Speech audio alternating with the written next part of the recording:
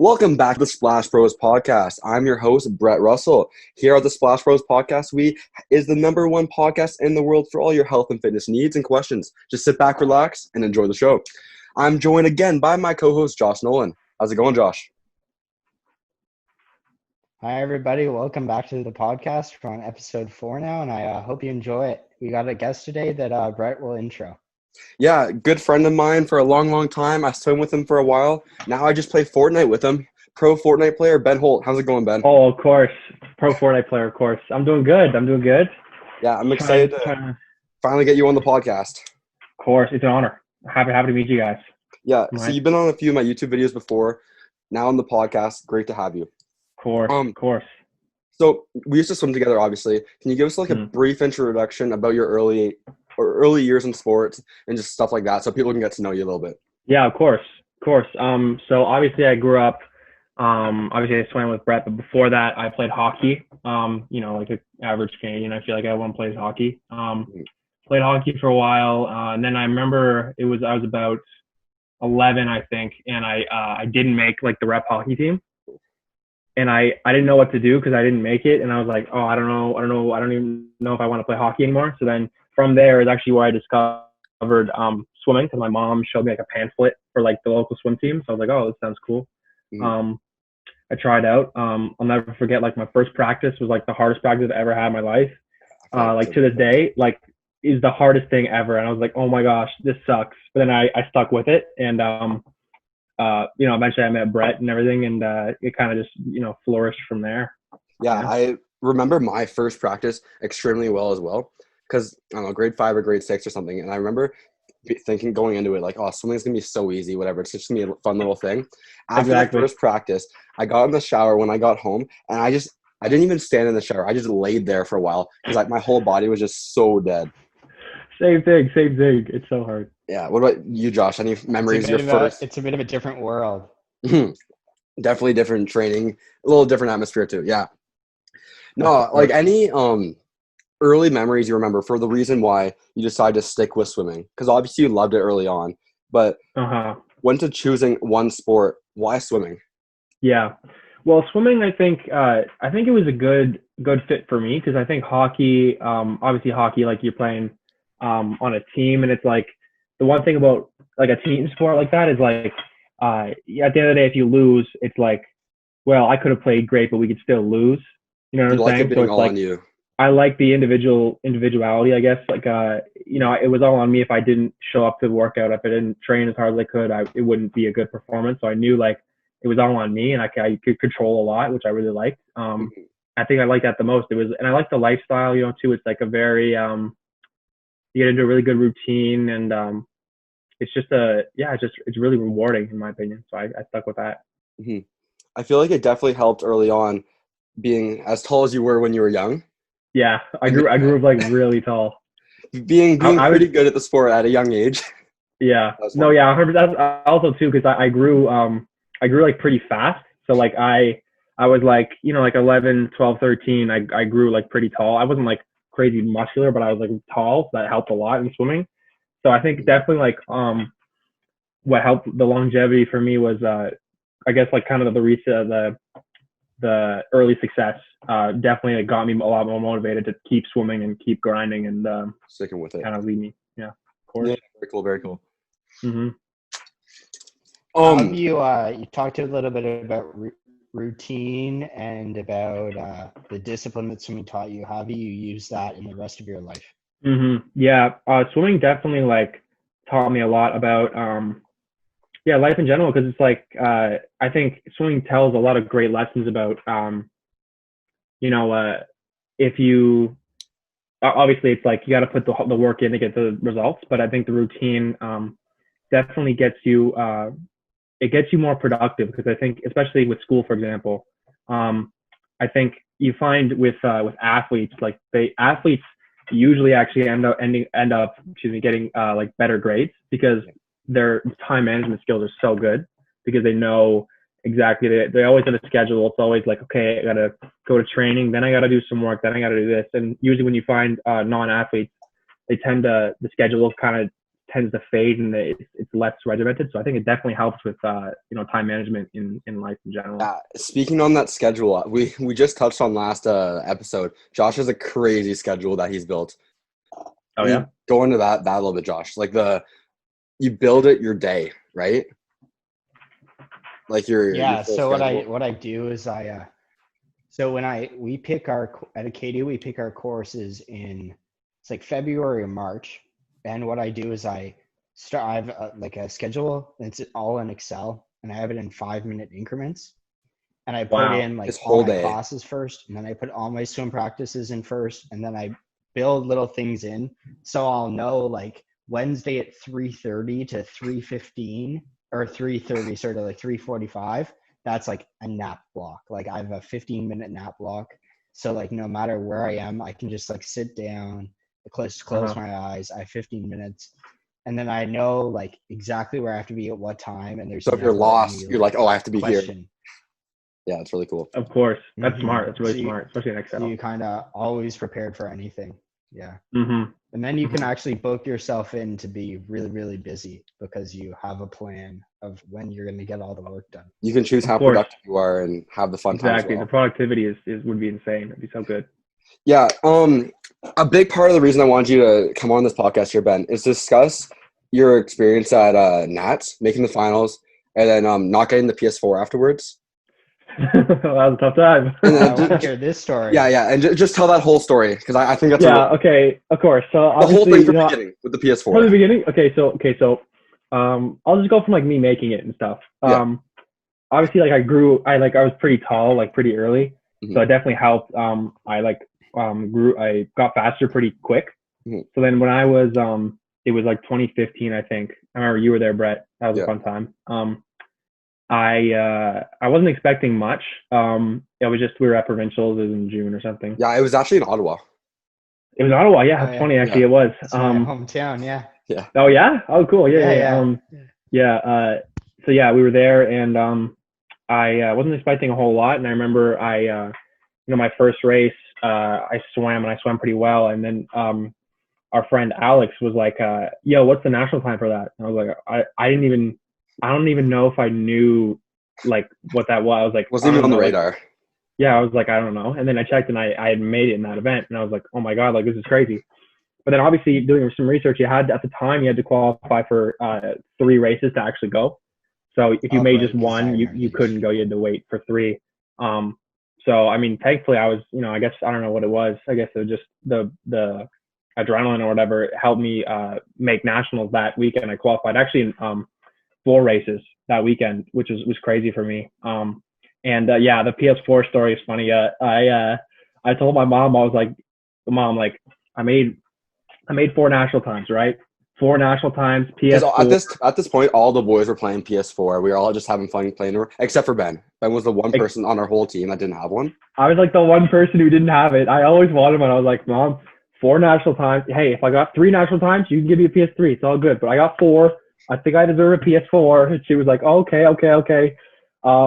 And to this day, I don't know where it is.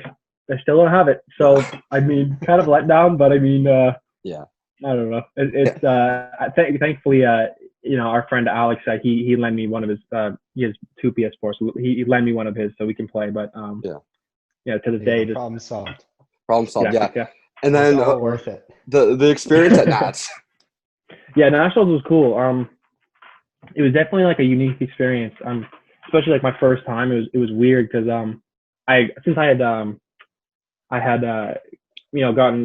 gotten pretty fast pretty quickly. It was kind of weird because it was like so quickly. I had all of a sudden it was in Quebec City that year, and I remember I went out and I didn't quite know what to expect because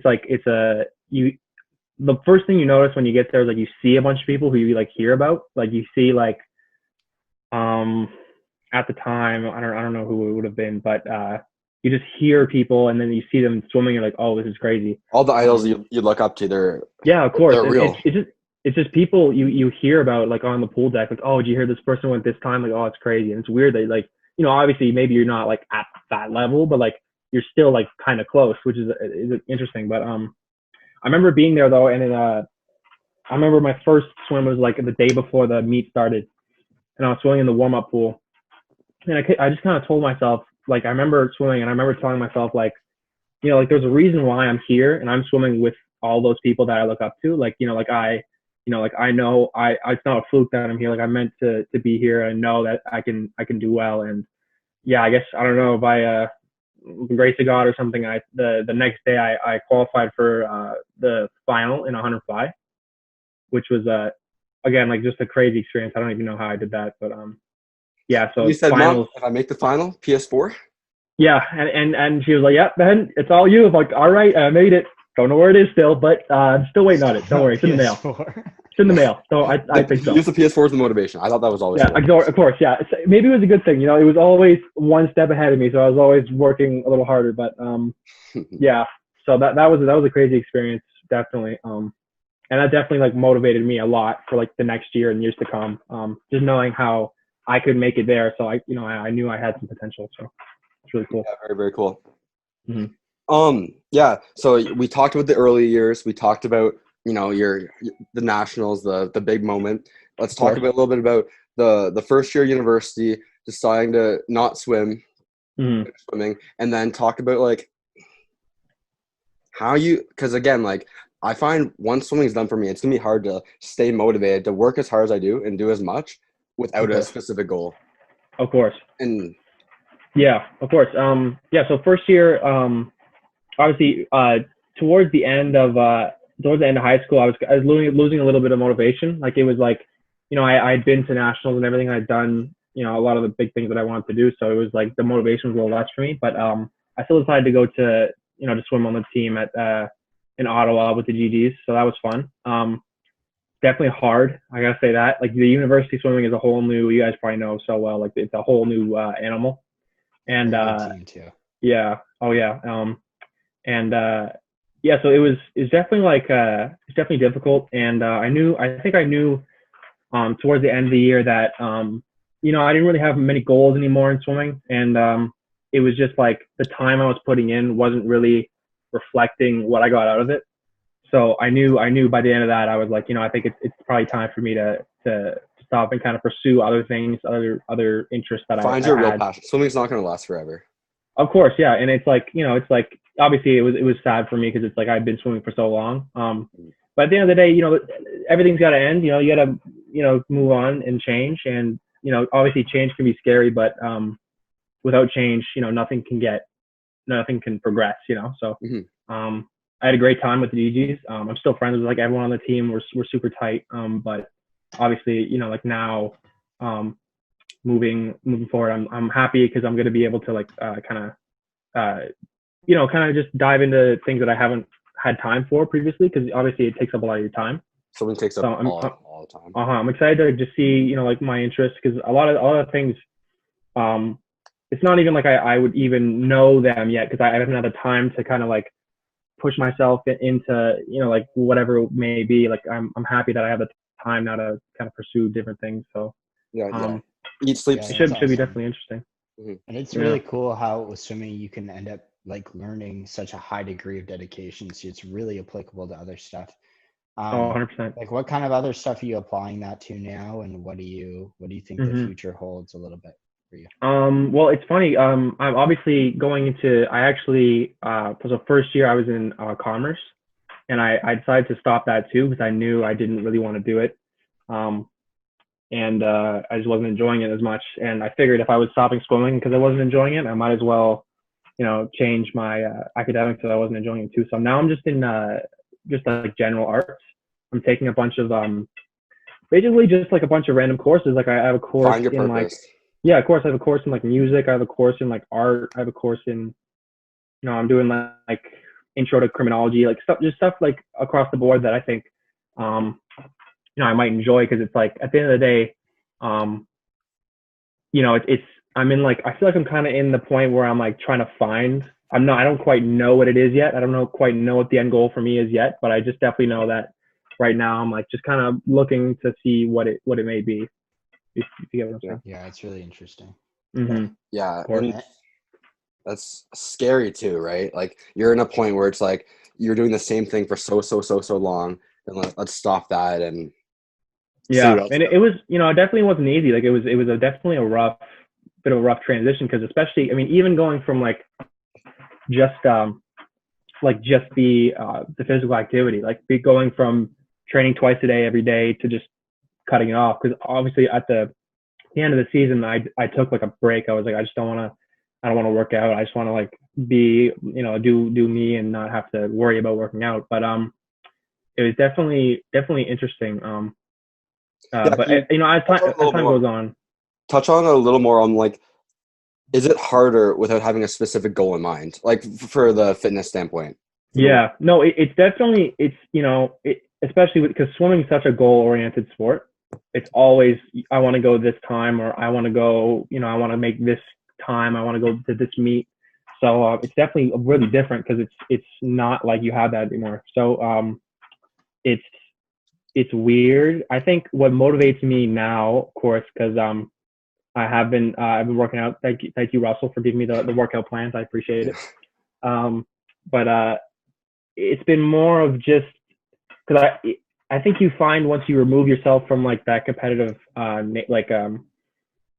kind of nature, it's like you start to realize like I just generally enjoy I enjoy physical activity like in general. Like I love You're not you forced to do find it. when you of course when you stop you have so much energy. It's like I don't even know what to do. I just have so much energy. So I think you don't have to I'm not like I'm not doing anything. Obviously there's no like I'm not like like my life isn't dedicated to physical activity anymore. But I think I think the biggest thing is routine, like keeping a general routine of just something that, won't absolutely burn you out, but keeps you going and it keeps you, Yeah.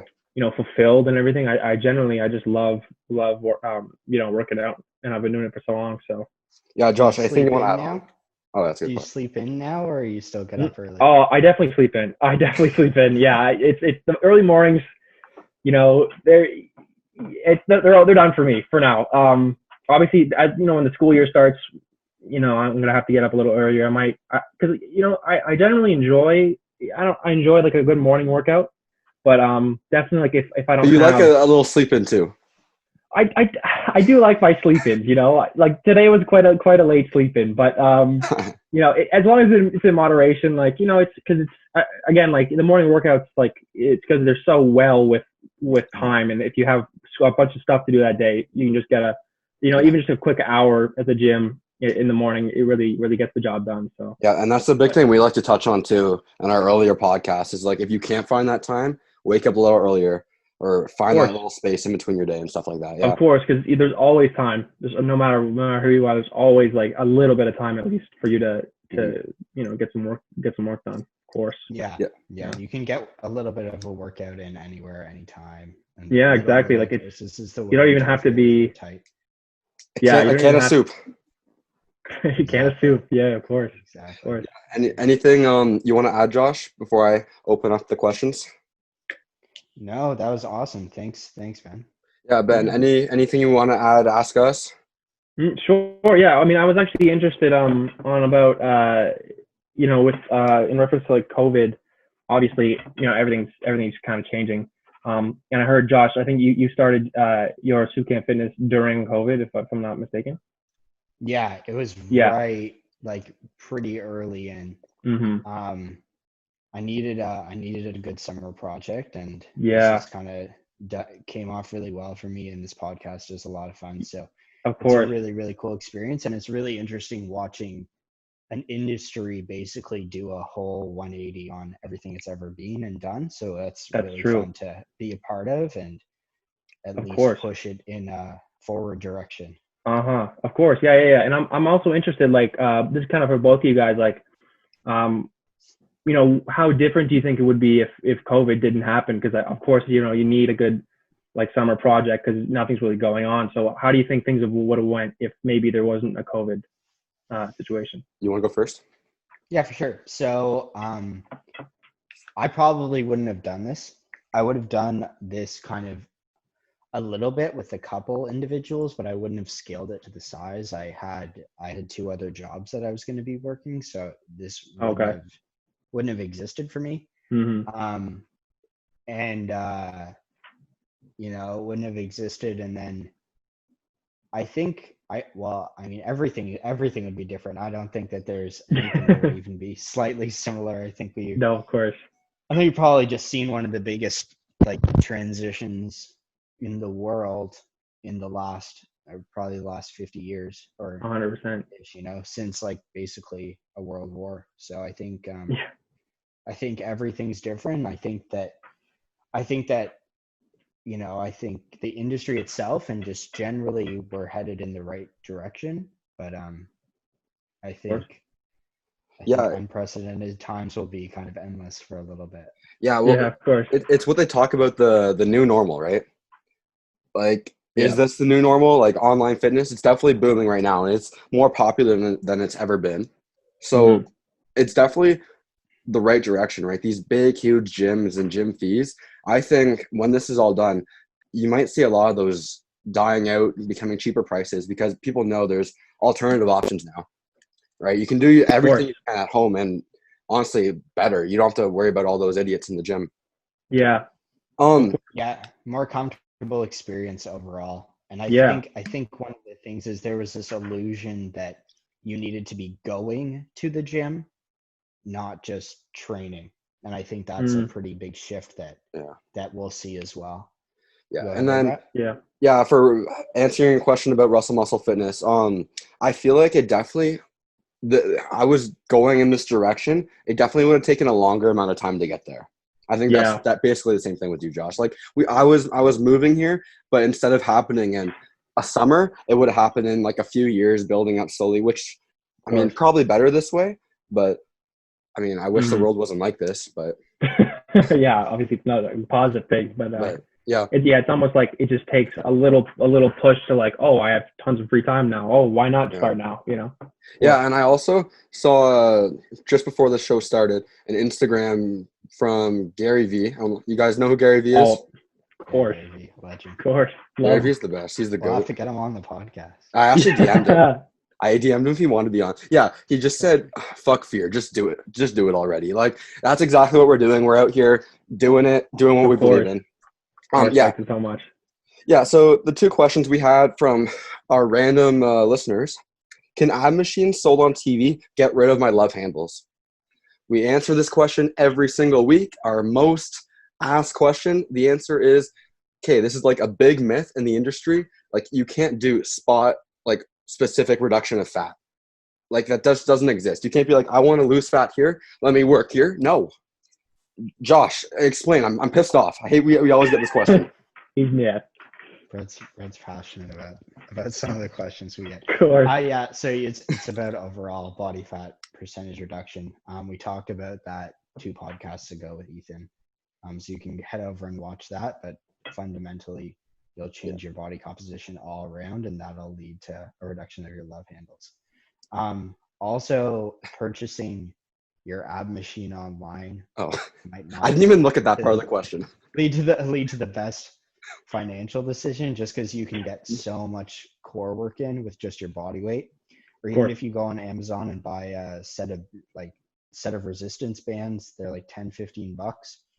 Come straight to your door, Amazon Prime, 1-day turnaround. Are you sponsored? Like what? Jeff Bezos. Of course.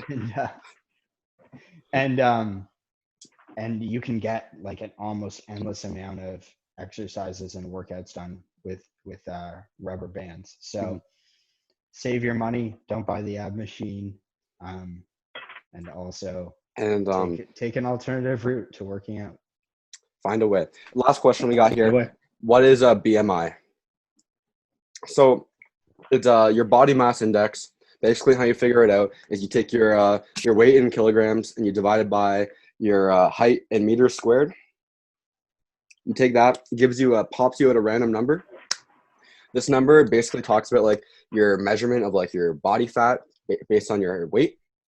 But the only problem with this is that, like, say you got like a super, super jacked up muscular person, it's going to show that they're overweight or even obese just because muscle weighs more than fat.